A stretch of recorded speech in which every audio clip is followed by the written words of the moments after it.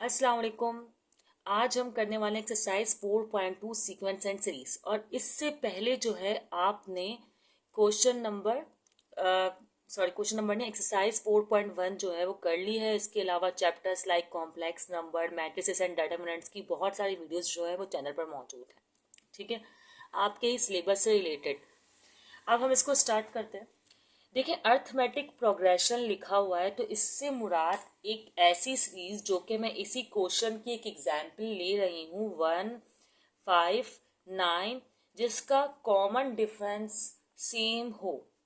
ठीक है, जैसे फॉर एग्जाम्पल ये असेंडिंग में जा रही है, उसका कॉमन डिफरेंस क्या है? 5, 1, 5 में से 1 गए तो 4, 9 में से 5 गए तो 4। तो कॉमन डिफरेंस इज सेम, जो कि जिसे हम कहते हैं कि ये है डी। तो 5 - 1 करेंगी तो आपके पास आएगा 4।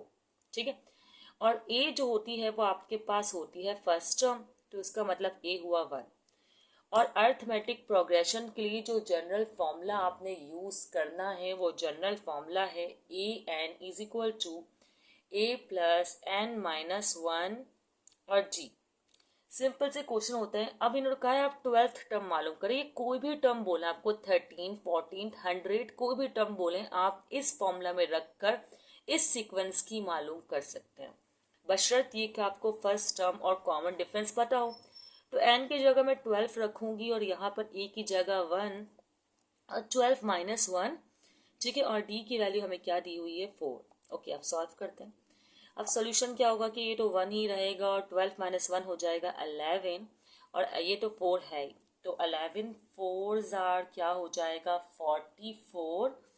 और 44 में आप ऐड कर देंगे देन 1, तो ये आपके पास 12th टर्म आ गई 45। इस तरह का 4 4 4 4 4 बढ़ाएंगे तो 12th टर्म आएगी। तो इस तरह ये फॉर्मूला यूजफुल है जब हमें कोई मतलब लॉन्गेस्ट सीक्वेंस में कोई टर्म मालूम करनी हो, तो हम इजीली इस फॉर्मूले के ज़रिए जो है मालूम कर सकते हैं। बहुत यूजफुल चैप्टर है सीक्वेंस एंड सीरीज। सही, अब एक और एग्जांपल करते हैं। अब इसी तरह कुछ और एग्जांपल्स को भी सॉल्व कर लेते हैं। पहले तो लिख लेते हैं हम जल्दी से इसका फॉर्मूला। नहीं, फॉर्मूला नहीं, जैसे डी निकाला था पहले डी निकालेंगे। फर्स्ट टर्म लिखती हूँ। ए जो है हमारी फर्स्ट टर्म होती है, जो इस वक्त -15 है, साइन के साथ लिखना होता है। और डी क्या होगा? किसी भी दो टर्म का कॉमन डिफरेंस। तो मैं फर्स्ट और सेकंड टर्म ही जो है वो ले रही हूँ। पहले आपको सेकंड टर्म रखनी होती है देन फर्स्ट। अगर आप ये चूज करें तो पहले सेकंड देन फर्स्ट। तो सेकंड टर्म ये है 9, और फार्मूला होता है माइनस, और इस वक्त ये -15 है, तो इस तरह ही रहेगा। तो डी क्या आएगा आपके पास? Minus minus minus plus. चलो इस तरह लिख लेती हूँ पहले मैं ना, माइनस माइनस प्लस। तो ये हो जाएगा आपके पास D is equal to positive का 6। देन फॉर्मूला आपके पास एज इट इज सेम है, ये जनरल फॉर्मूला है, हर नंबर के लिए यही अप्लाई होगा। और अभी तो सिंपल क्वेश्चन है, आहिस्ता आहिस्ता पहले अभी सब सीख जाएंगे तो फिर थोड़े से चेंज क्वेश्चन भी हैं जो एग्जाम के पॉइंट ऑफ व्यू से इंपॉर्टेंट है, लेकिन बेसिक्स आना जरूरी है। जहाँ एन है वहाँ 10 आएगा। ए हमारी फर्स्ट टर्म है जो कि -15 है, प्लस एन तो यहाँ पर 10 है, प्लस प्लस नहीं है, फॉर्मूले में माइनस है। क्या करती हूँ मैं अभी? ठीक है, फॉर्मूले में माइनस है। 10 - 1 और डी जो है आपके सामने आ गया है 6। अब क्या करना है आपके पास? -15 तो एज इट इज है, 10 - 1 हो जाएगा 9, और 9 6 आर हो जाएगा 54। ठीक है, तो अब आप इसको ऐड सब्ट्रैक्ट कर दें। माइनस प्लस -50 और 4 में से 15 गए तो आएगा 39। तो ये आपके पास आ गई 10th टर्म इस सीक्वेंस की। और कोई भी टर्म बोलते तो आप लोग निकाल सकते थे। अब जल्दी से नेक्स्ट पार्ट चलें भाई। अब हमें क्या मालूम करना है? ए 7th टर्म मालूम करनी है, तो हम लिख देंगे A7 और क्वेश्चन मार्क। और क्या करना है मालूम? और मालूम कुछ नहीं करना। और हमें ए दिया हुआ है जो कि 2 है, और डी दिया हुआ है जो कि 6 में से 2 निकालो तो 4 है। ठीक है, फॉर्मूला वही है हमारे पास common, a n is equal to a plus. वैसे अब डायरेक्टली फॉर्मूला लगाने शुरू कर देने चाहिए, हर बार फॉर्मूला लिखना जो है वो रिक्वायरमेंट नहीं है, तो मैं अब डायरेक्टली अप्लाई करूँगी। अच्छा, ए एन तो 7 टर्म है, तो A7, ए फर्स्ट टर्म जो है 2 + 1, तो ये हो गया 2 - 1, एंड डी हो गया 4। तो 2 में से 1 गए 1, तो 1 4 ज़ा 4, और 2 + 4 यहाँ पर आंसर आ जाएगा हमारे पास 7th टर्म का यहीं लिख दूँ, हाँ यहीं लिखना होगा, और कहाँ लिखेंगे, 6। ओके ठीक है। तो इजी है, आप लोग सोच रहे होंगे कि क्या सीख रहे हैं आप, लेकिन इजी है, सीख तो रहे हैं ना। सॉरी एक मिस्टेक, आंसर सही नहीं आया तो पता चला 7 है। 7 - 1 6 होता है, और 6 4 ज़ा होगा आपके पास 18, है ना। 6 4 ज़ा 4 6 ज़ा, हाँ 4 6 ज़ा 18 नहीं 24, 4 6 ज़ा होगा आपके पास 24, देन आंसर आएगा 26, 24 + 2, तो ये आंसर है, अब सही है। अब आपके पास ये क्वेश्चन है आपके स्क्रीन पर, इसको भी जल्दी से कर लेते हैं, हलवा से क्वेश्चन है, कोई बड़ी बात नहीं है। ए की वैल्यू है -5, और जी की वैल्यू क्या होगी कि भाई आप 4 लिखेंगे, फिर ये माइनस तो फॉर्मूले का है, और फिर -5 इस टर्म की वैल्यू, तो क्या हो जाएगा भाई, माइनस माइनस प्लस, तो 4 + 5 तो ऑफ कोर्स 9 होगा। अब A30 की वैल्यू जो है ना आपको करनी है फाइंड, तो ये आपने क्वेश्चन मार्क बनाया, और अब लगा दिया आपने फॉर्मूला। फॉर्मूला ज़रा डायरेक्ट ना लगा दिया जाए, चलें डायरेक्ट लगाते हैं, ठीक है। ये आपके सामने फॉर्मूला है, 30 लिखना है जहाँ n है, फिर फर्स्ट टर्म लिखनी है जो कि है -5, और प्लस n-1, n-1 इस बार सही लिखेंगे, 30 - 1, एंड 9 इज डिफरेंस, ठीक है। -5 एज इट इज, 30 - 1 हो जाएगा आपके पास 29, और 9 और A30, तो आपके पास आंसर इस तरह आएगा कि ये -5 है, और 29 9 ज़ा होगा 261, फिर 261 में से आप 5 करें सब्ट्रैक्ट, तो फाइनल आंसर आएगा 256। चले अब नेक्स्ट पार्ट करते हैं, इसको पहले बॉक्स से बंद करते हैं, सही है। ये क्वेश्चन नंबर 5 है, इसको आप लोग खुद ट्राई कीजिएगा, और आपका जो आंसर आया कमेंट ही कर दिया करें, कमेंट में बता दीजिएगा, और नहीं भी बताएंगे तो आपकी मर्जी। खैर ये इजी क्वेश्चन है तो सारे कर लिए, मैं करवाऊंगी क्वेश्चन नंबर 6 आपको। तो ये है क्वेश्चन नंबर 6, इसमें बस फर्क ये है कि फ्रैक्शन में है, तरीका वही रहेगा, कोई बदलेगा थोड़ी ना इसके लिए। ए की वैल्यू है 1/3, एंड डिफरेंस निकालना है अगर हमें, तो इस टर्मिनोलॉजी को, मतलब सेकंड टर्म को फर्स्ट टर्म से कर देंगे हम सब्ट्रैक्ट, तो अब ऐसे सब्ट्रैक्ट तो होगा नहीं, एलसीएम होगा। तो एक तरीका ये है कि 2 3 ज़ा दोनों प्राइम नंबर है ना, तो 2 3 ज़ा 6, और 3 1 ज़ा 3, और 2 1 ज़ा 2, तो ये इस तरह का क्रॉस मल्टीप्लाई में एलसीएम हो जाएगा, और ये आ जाएगा 3 में से 1 गए, सॉरी 3 में से 2 गए 1, और ये 6, सही ये आ गया डिफरेंस।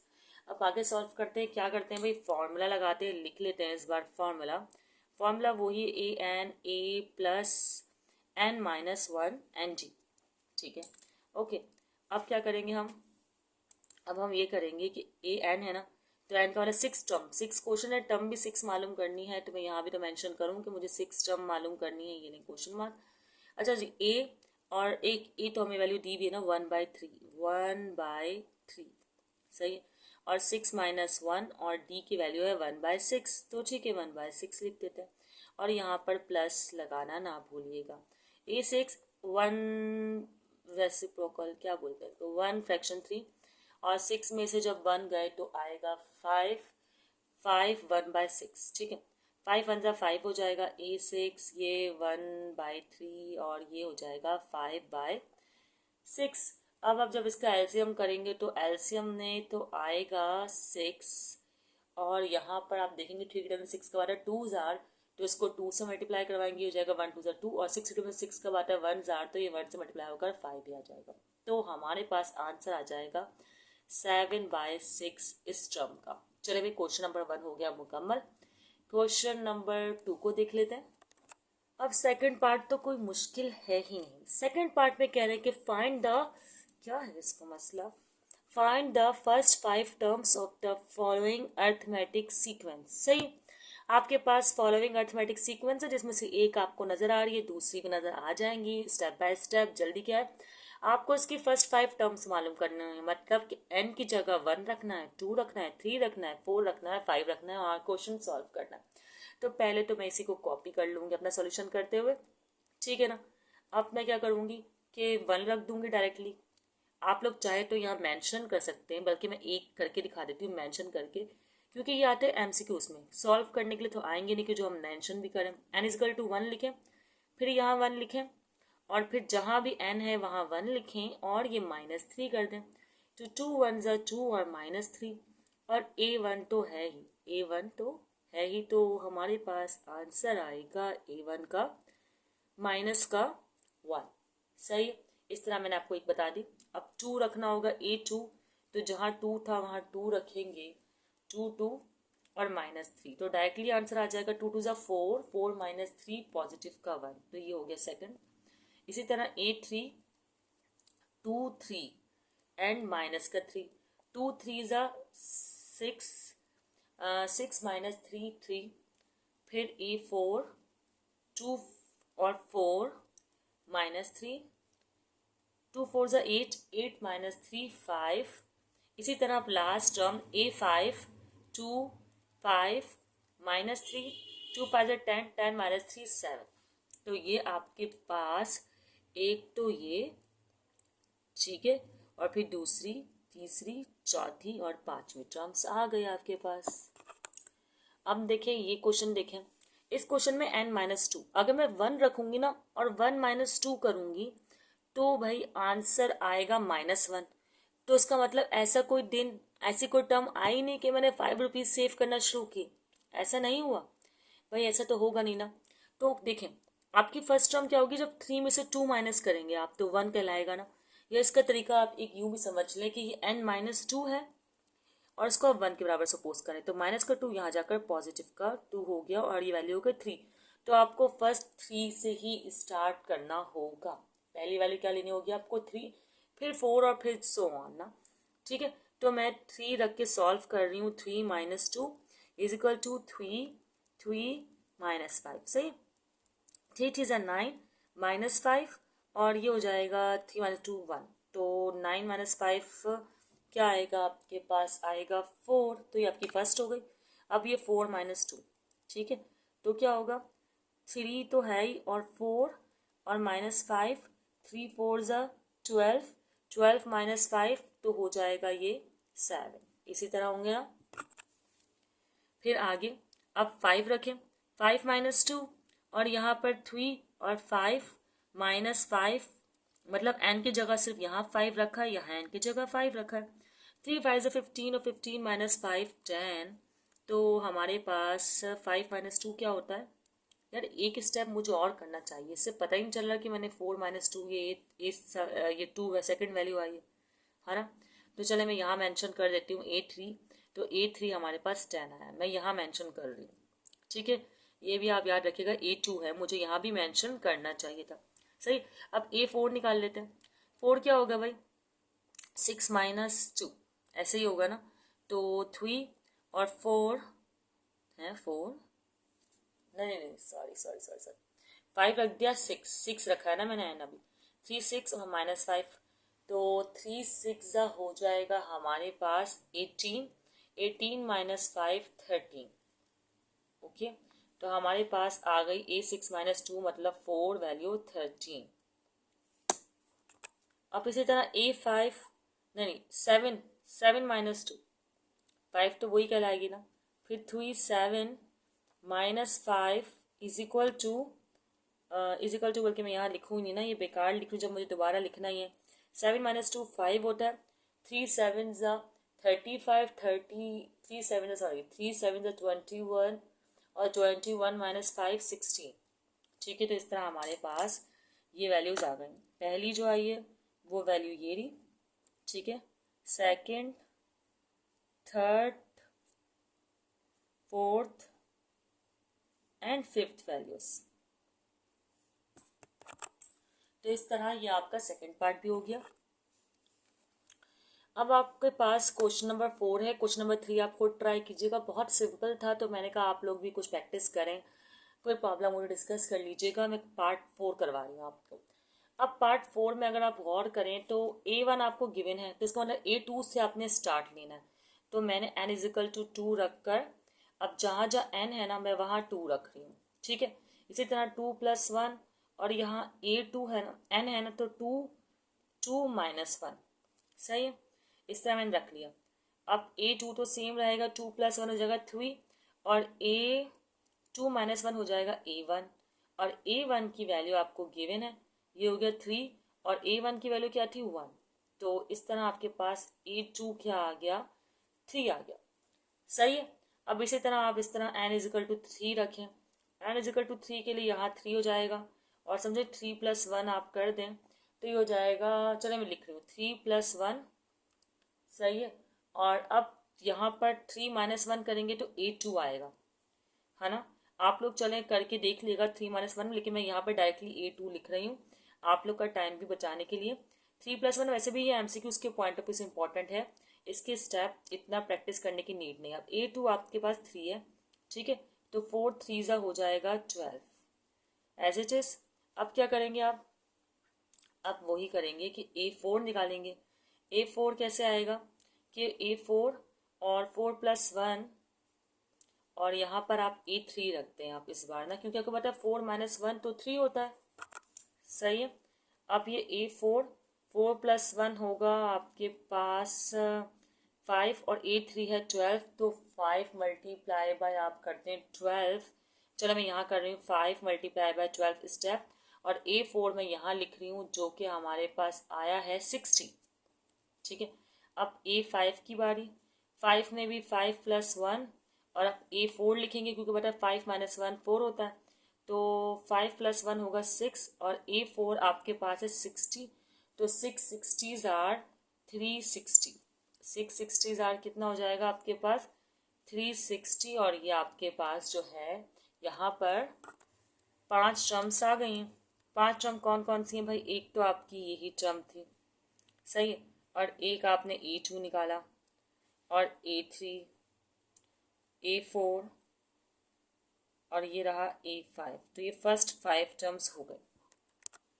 अब इस क्वेश्चन को सॉल्व करते हैं। आपको टर्म्स फर्स्ट टर्म्स निकालनी है, तो यहाँ पर आपको सिर्फ an रिक्वायर्ड है, तो ये माइनस का an-1 इजिकल टू के उस साइड जाकर हो जाएगा पॉजिटिव का। तो आप इस तरह पहले इसको अरेंज कर लें, अरेंज नहीं है an+2, और ये माइनस का है तो इस साइड आके हो जाएगा पॉजिटिव का an, हाँ an-1। सही।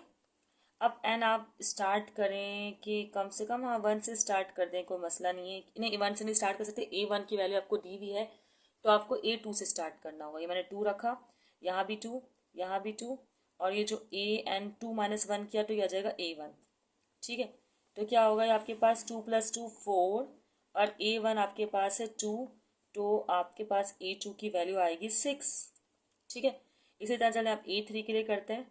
A3 के लिए क्या करना होगा, 3+2 करना होगा, और जहाँ A1 है आपको पता है कि A1 है ना, तो आपको पता है कि 3-1 A2 होता है, तो आप A2 रखेंगे। आप 3+2 ये हो जाएगा 5, और A2 है इस वक्त आपके पास 6, तो 5+6 ऐसा ही कुछ होगा ना।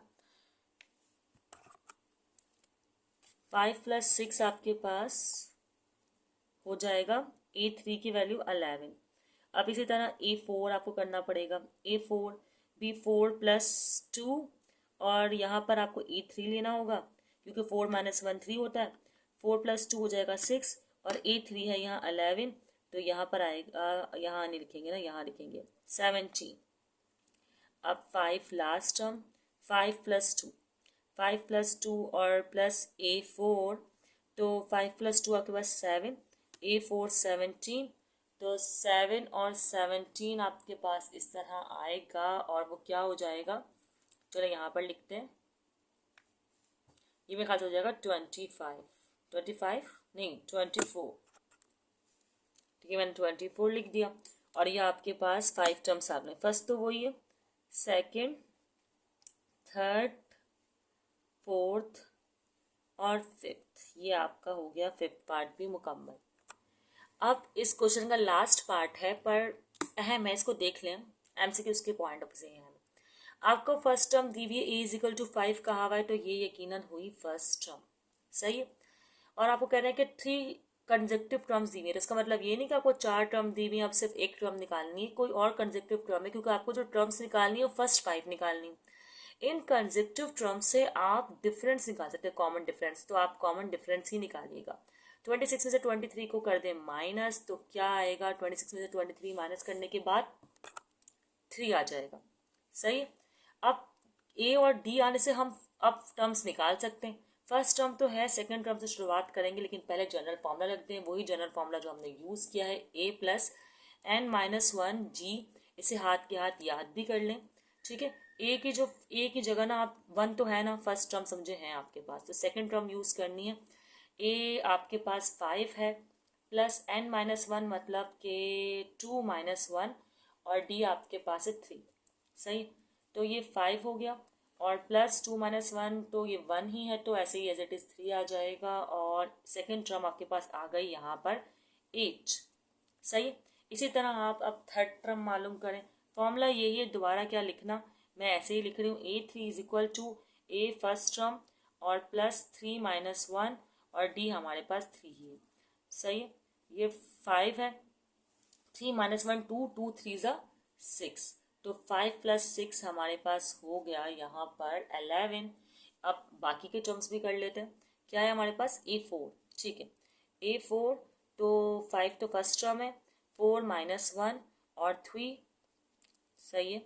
ये फॉर्मूला है हमारा 5, 4 प्लस माइनस वन हो गया 3, और ये भी 3, तो A4 एज इट इज़, 5 भी एज इट इज़, 3 3 ज़ा 9, हमारे पास क्या आया 5 प्लस 9 14। अब लास्ट टर्म फाइनली, ठीक है, 5 प्लस 5 माइनस वन और 3, ये जो 5 है ये तो पहले से था ना फर्स्ट टर्म की जगह, और n की जगह 5, 5 माइनस वन, और ये 3 तो फॉर्मूले का पार्ट है, मतलब d है, कॉमन डिफरेंस। अब 5 और 5 माइनस वन तो हो जाएगा 4, और 4 और 3, अब मल्टीप्लाई करके लिखना चाहिए था मुझे, लेकिन चले मैं नहीं लिखा, 4 3 ज़ा 12, चले यहाँ लिख कर दिखा देती हूँ मैं। अब 5 प्लस 12 हमारे पास कितना आएगा, 17 आएगा, और क्या आएगा, और ये हमारे पास आ गई फर्स्ट 5 टर्म्स। तो यहाँ पर क्वेश्चन नंबर 2 भी मुकम्मल हो गया, जो कि एमसीक्यू इसके पॉइंट ऑफ व्यू से इम्पॉर्टेंट है और बहुत सिंपल है, और इन फॉर्मूलाज को आगे हम यूज़ करेंगे, ये बस आपको बेसिक के तौर पर सिखाए गए हैं। और इसका मकसद है कि आपका कॉन्सेप्ट क्लियर हो, थोड़ा सा सीक्वेंस एंड सीरीज को लेकर स्टेप बाय स्टेप आप इसको सीख सके। अगर कोई क्वेश्चन आपके माइंड में हो तो आप लोग कमेंट सेक्शन में पूछ सकते हैं, वीडियो को आगे दोस्तों को भी शेयर कर सकते हैं। अपना ख्याल रखिएगा, दुआओं में याद रखिएगा। अल्लाह हाफिज़।